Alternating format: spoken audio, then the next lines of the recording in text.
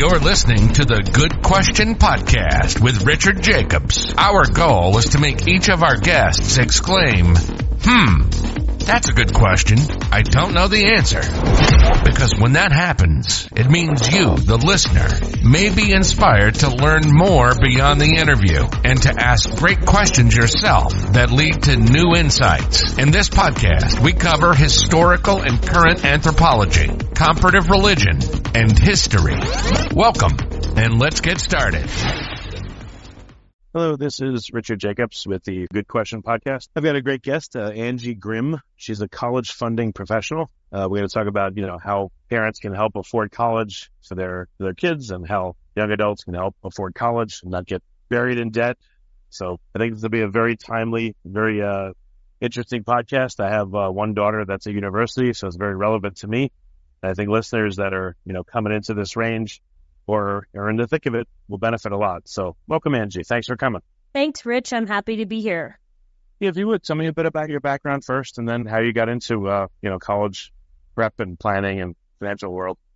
Yeah, so I have been working with students and families for about the past 15 years or so. And that even includes my own kiddos who are now grown and out of the house, 25 and 27. So I've been doing it for quite a while, and I was brought into a financial firm in 2009, and the gentlemen who ran the firm were really focused on people helping with their, long-term retirement plans. But the college issue kept coming up over and over because anytime you talk to people or, parents such as you or me who have children they might want to help send to college, it always came up as one of their top two financial goals. I want to help my kids, with college, but I don't know if I can do that and still retire. So we took it upon ourselves to start studying the financial aid system, understanding the business of education, of how these colleges actually give out money year over year. How does the financial aid system ebb and flow, as well as, keeping track of their costs year over year. And so it's been a system of study and experience over the last 15 years, keeping pace with cost of attendance, how financial aid works, and then how can people cash flow college more and pay with less loans. So I had that opportunity, like I said, about 15 years ago. And as a financial professional, I focus on college planning. And then we help parents figure out how do we survive that and still retire on track. Okay. So what are some things that parents can do early on when they're still in the application stage with their kids? What can they look for and how can they start prepping instead of just being blindsided by a tuition bill? Right. I would say it even starts earlier than that. College planning doesn't start just in junior, senior year. You have to begin talking to your students when they're younger, possibly even, driving by colleges, talking about them. But the cost research is extremely, extremely important to be doing even before we have the application phase, because we have a little saying / joke in our world is we don't want your student to fall in love with the college before they fall in love with you first. And we've just lost sight, Rich, in America, of budget planning for school. We're doing more wants and needs that we have for school, not necessarily what's going to be a good financial fit. So even when you are in application phase, you've got to look at what are they going to charge me for 30 hours of tuition? What's the average room and board? And then you have to look at all the ancillary fees and possible travel and commuting expense as well as, personal expense. So you need to look at the whole year and then times it by 4 to see how are we going to be doing that. Where are we going to write that check from? Is there much difference in tuition? Let's say you're likely to go out of state. Is there much difference, or are they pretty much all the same?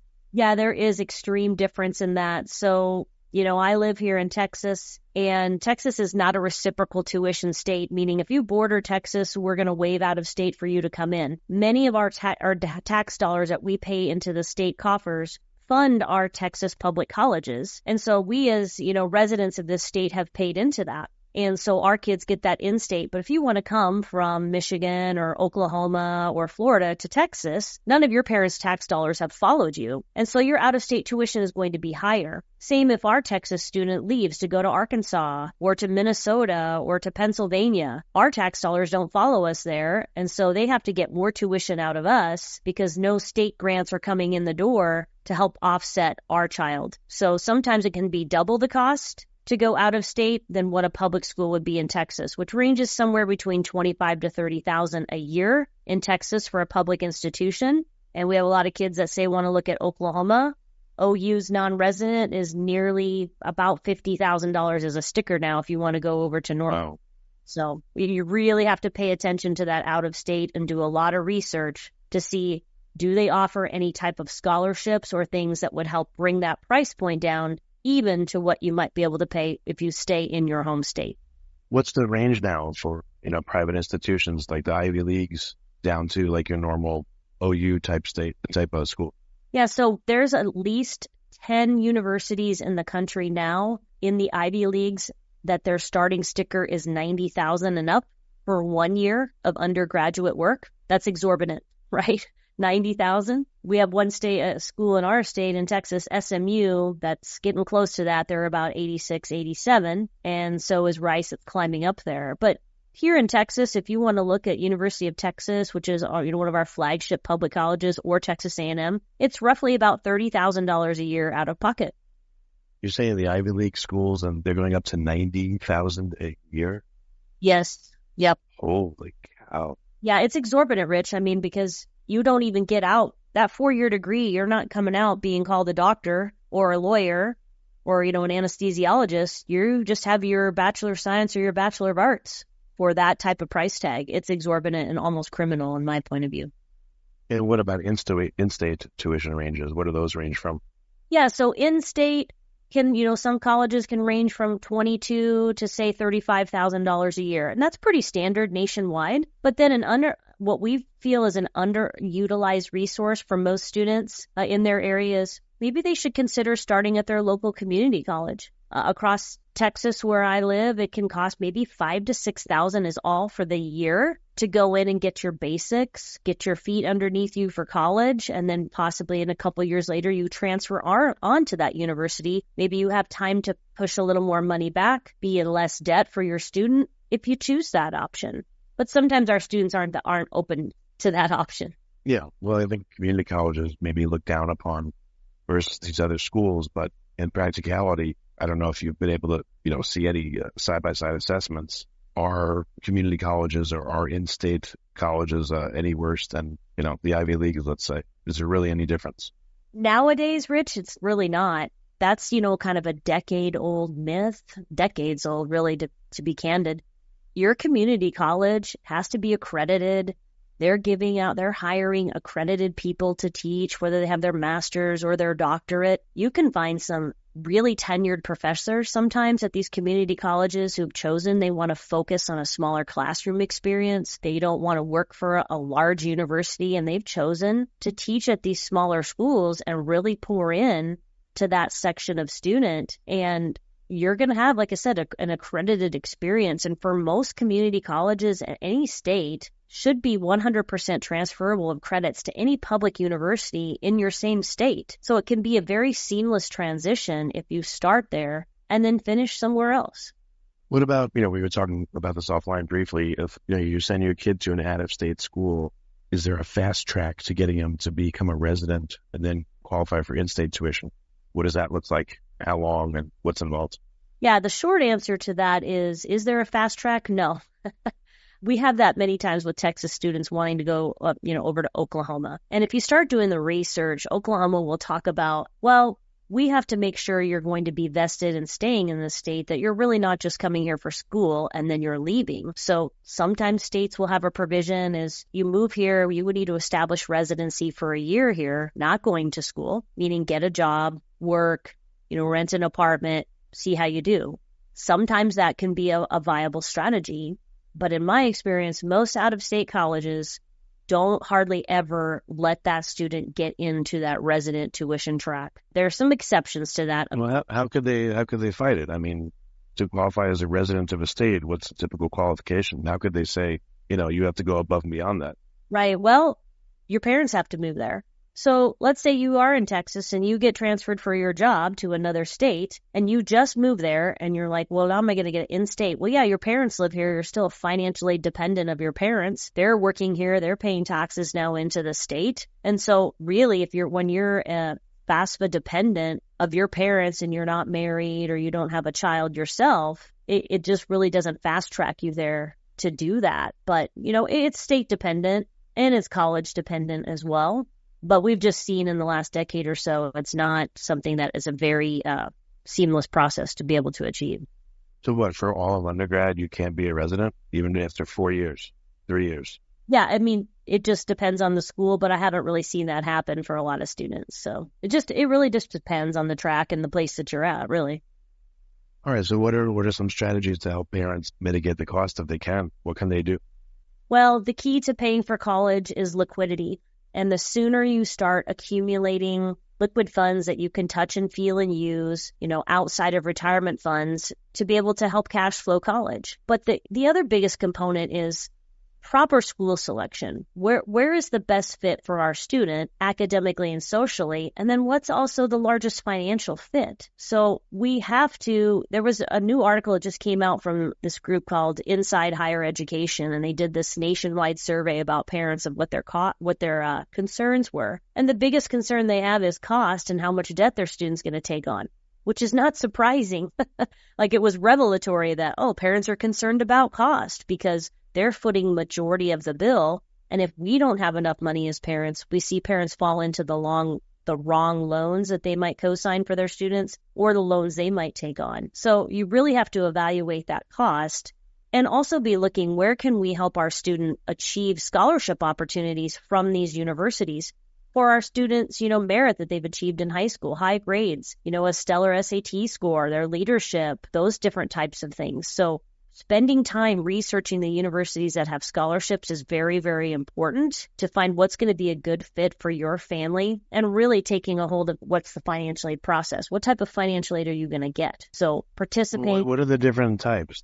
From what I understand from years ago, there's government-backed loans, which have their own nasty provisions, like you can't even file bankruptcy to get rid of them. Then there's just scholarships, and then there's, I guess private ones, Pell Grants. I mean, what's out there? And what types of financing?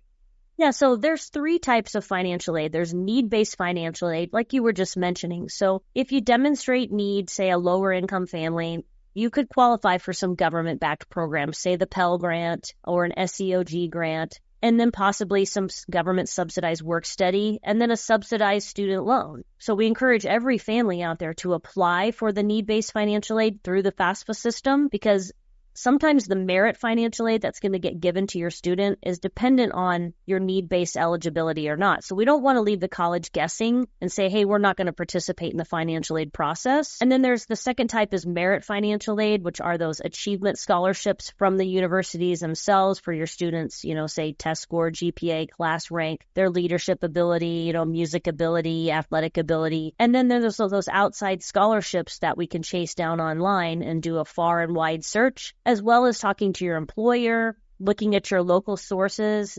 The biggest ancillary scholarships are from usually local people that endowment funds that are in your local area, or say your employer. We want people to search online, Rich, but it's a far and wide search that you got to plan on only about a 10% rate of return. Yeah, but how do you even find these opportunities? Like, where could people look? Yeah, so on the nationwide search, we found there's several good national websites. There's fastweb.com. Start making a profile for your student as soon as they hit senior year. There's another good site that we really like called Going Merry. It's MERRY, like Merry Christmas. So Going Merry was actually created by 2 students after college saying, hey, we were trying to find scholarships and it was an arduous search. And so many of the scholarships they offer on their site, the applications are built right into that Going Merry, and it'll send the student and the parent alerts each month of what scholarships are coming up and what are due. So you could. Is it Going Merry or Mary? How do you spell it? Yeah. So Going, just like you're going to the store, and then Merry, MERRY.com. Okay. Got it. Like Going and Merry Christmas, Going Merry. Yes, sir. Yes, yeah. Those are great searches that really, you start in your senior year, but, we talked offline, you have a student in college. Students in college tend to miss continuing searching on these sites and in their community for reoccurring scholarships that they might have an opportunity now that they're a proven student. Many endowment funds out there want to give money to a proven student. Now they're on for degree. And so sometimes that search just stops, and that can be an oversight where, you could get on those sites and really even help your daughter, maybe even now, look into some of those things. Okay, that's good. Yeah, because, she has a decent GPA and all that. Now she's in her second year. So, okay, I didn't realize we can keep looking. That's great. Right. Well, and also make sure she didn't miss any, didn't turn over all the stones and miss anything at the school she's at. Did we reapply for our scholarships? Do they have more? And sometimes students, the third or fourth year they're there, the department they're in, say in the business department or engineering or the mass comm department, you've done well and they have more departmental scholarships. That's what happened for my daughter as she continued on pace with her degree and was in more internships and more projects with the department heads of her college, inside the university. She got more and more money. Her last year, she got the largest amount of scholarships she had ever gotten because they knew her. They wanted to pour into her, and she'd been doing more things with those professors outside of just her normal coursework. So that's great to know. Okay, this is very helpful. Students need to get involved, and they need to know the dean of their college, and they need to know, because that's usually, what happens with college in four-year university. At the end of your career there, you're in those classes of your major now, right? You're seeing those professors semester in, semester out, typically, usually in the same building, right? A lot of your same classes are in the same building your last couple of years. So get to know them. Don't just, show up for class and then leave and they don't even know your name.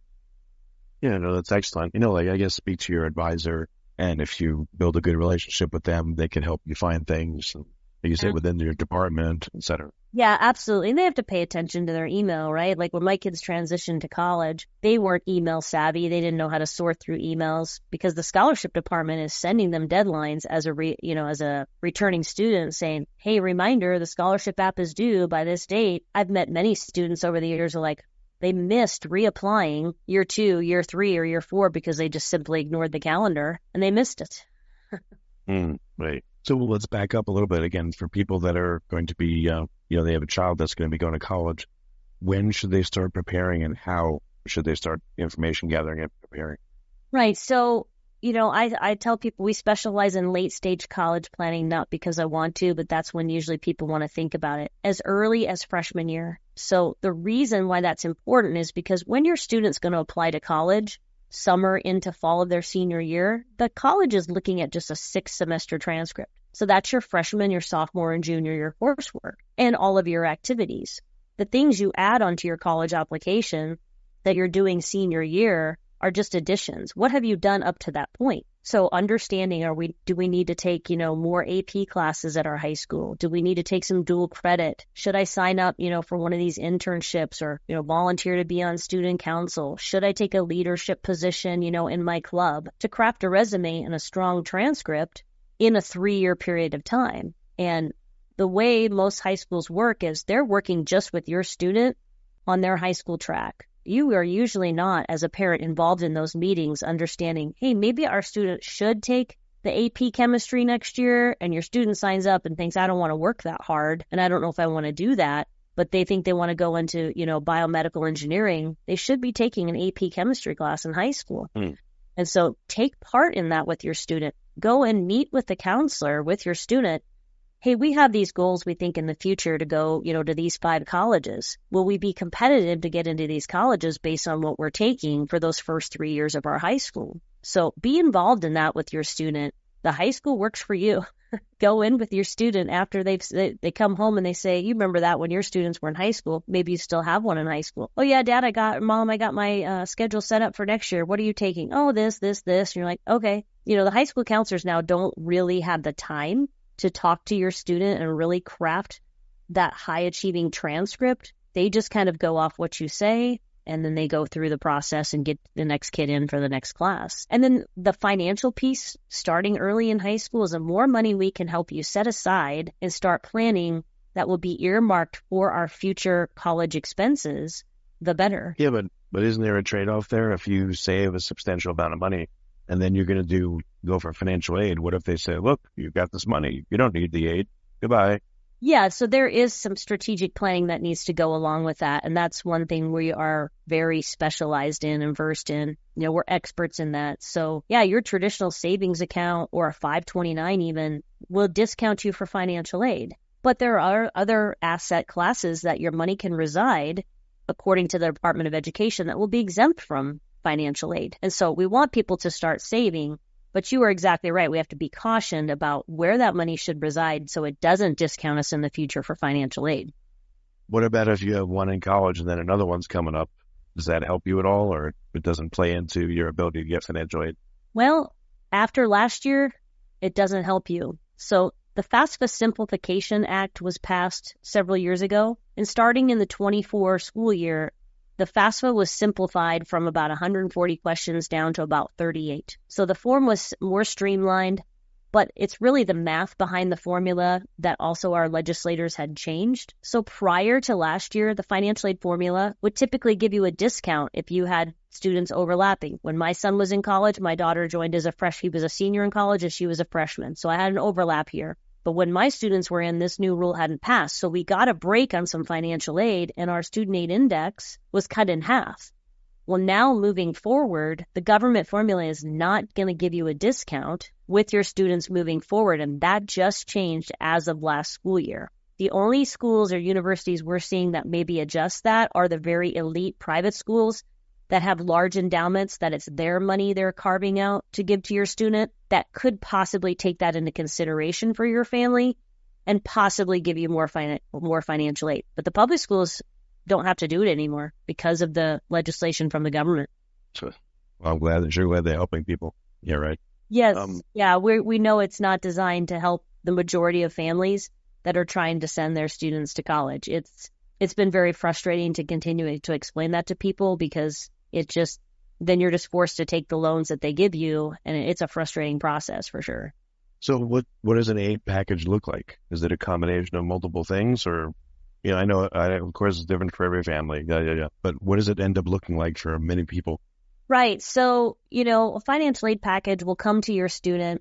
When you're a senior in high school, you file your FAFSA and you file your admission, typically in spring of their senior year, February, March, April. Last year, they came in May or June because of the FAFSA debacle, but that was an anomaly year. So they're going to offer you a number of things. So the first is every student, regardless of parents' income, is going to get offered a government-backed federal direct loan. Loans from the government, Rich, are considered a piece of financial aid. Doesn't mean you have to accept that loan, but every freshman student will be qualified to borrow $5,500 from the government, and it's deferred payback till 6 months after they graduate.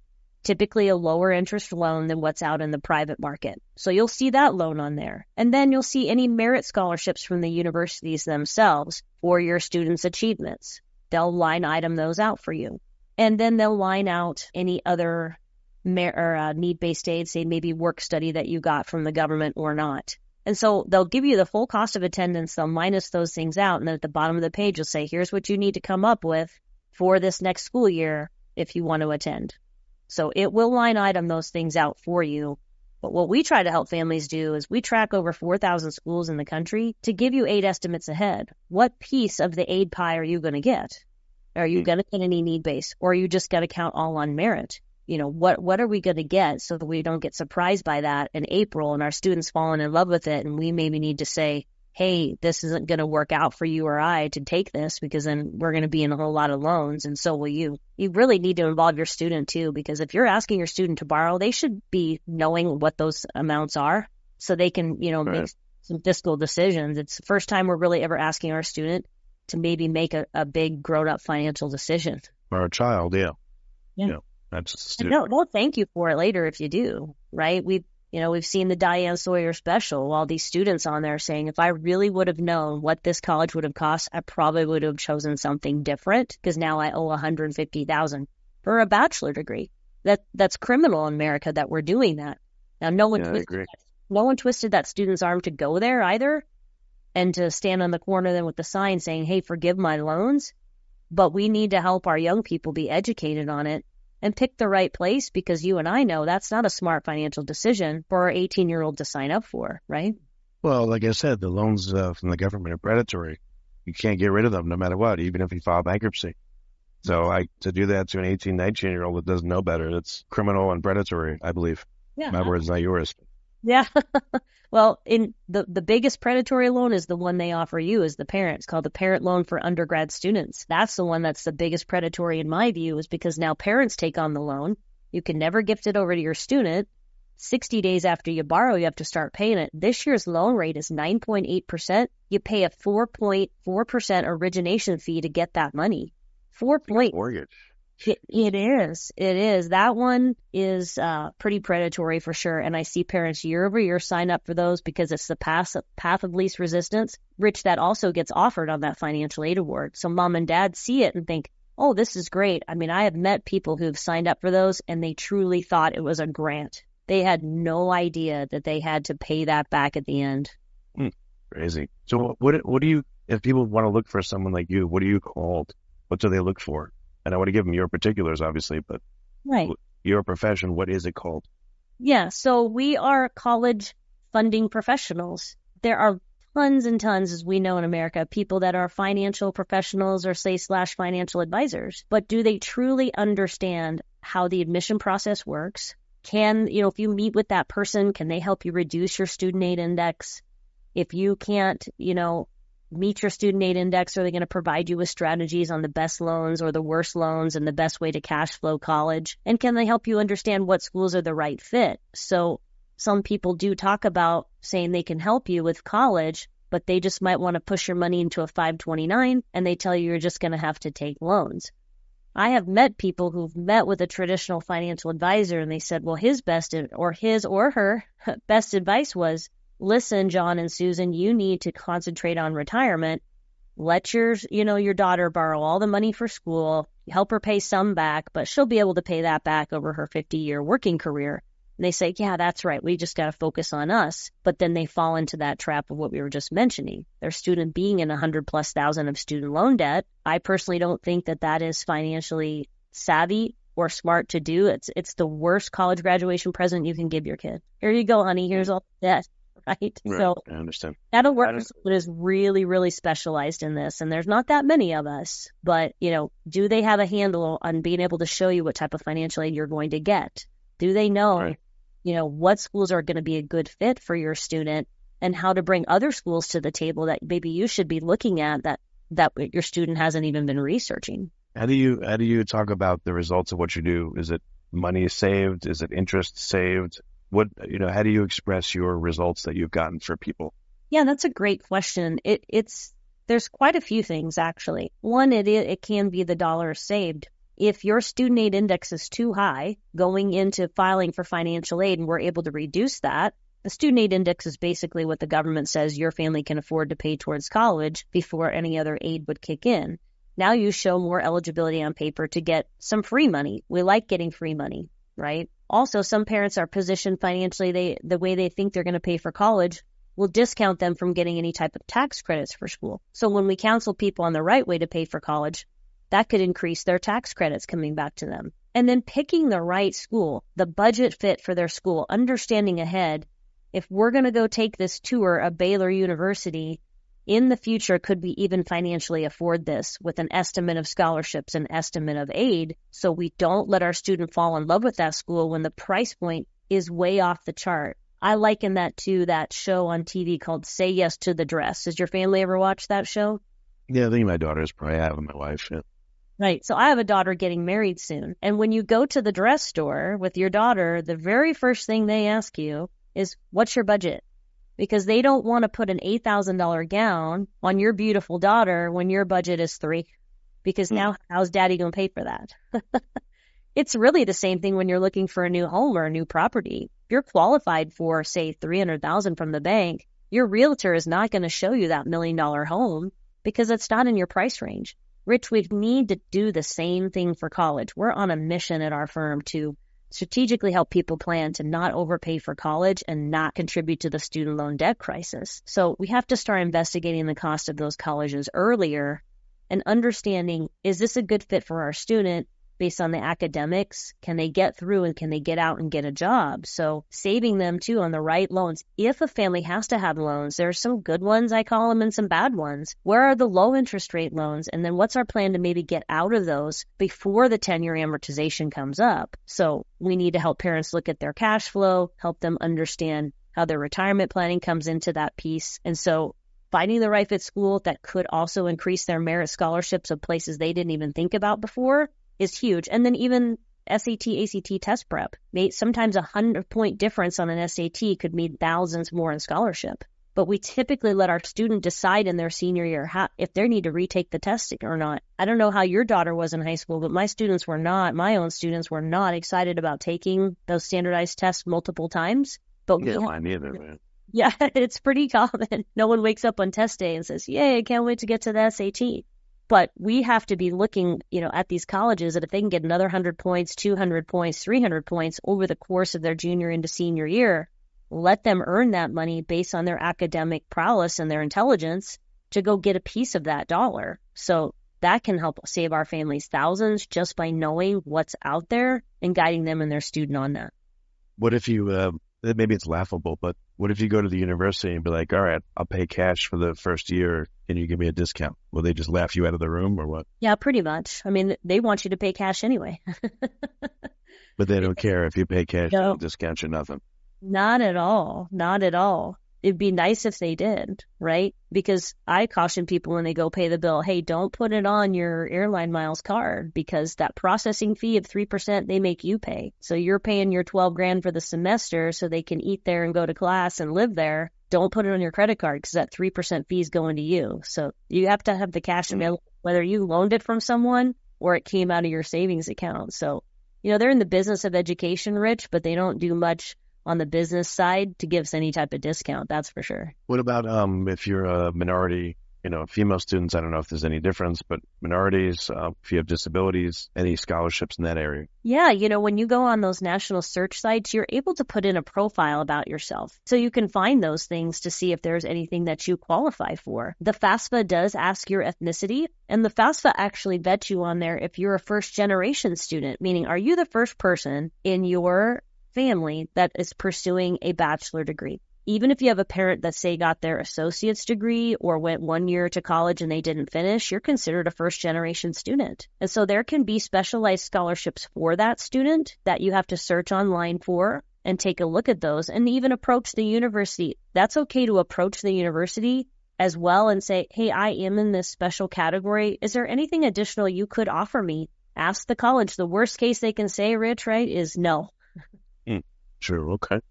Well, very good. So, Angie, how can people get in touch with you for help?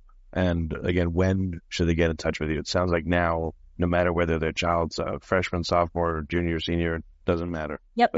You're never too early. And like we always say, you're never too late. I've had people engage with me even when their students, after their students have been in college a year, saying, maybe we missed something. Did we do this right? Where are we at here? Because we got our next one on the heels of that. So going right to our website, collegesolutionsllc.com. We are based in Amarillo, Texas. We provide webinars once a month. If not, now we're into the school year, sometimes twice a week, at least once a week, where parents can log into an online educational webinar we provide for about an hour. How does financial aid work now? What are the costs of some of the colleges in our area? What do we need to be looking for financial aid and scholarships to make sure we are doing the process correctly? As well as if you hear us on this podcast and you just want to have a conversation, you click on the button, schedule a consultation with Angie. We'll talk for 30 to 60 minutes to see where you're at and to see if we need to start working together so we can, enhance your situation and save you on the cost. So going right to our website, get you right in the door talking to us. Okay. Well, very good. Well, Angie, thank you so much for coming on the podcast. I really appreciate it. Thank you so much, Rich. It was a great conversation. I appreciate the opportunity. Thank you for listening to the Good Question Podcast. Please email support@thegoodquestionpodcast.com if you have any referrals to great guests for us to interview. Visit thegoodquestionpodcast.com to hear more interviews. And please help us spread the word by rating and reviewing us on Apple Podcasts, iTunes, Spotify, YouTube, or wherever you listen to this podcast.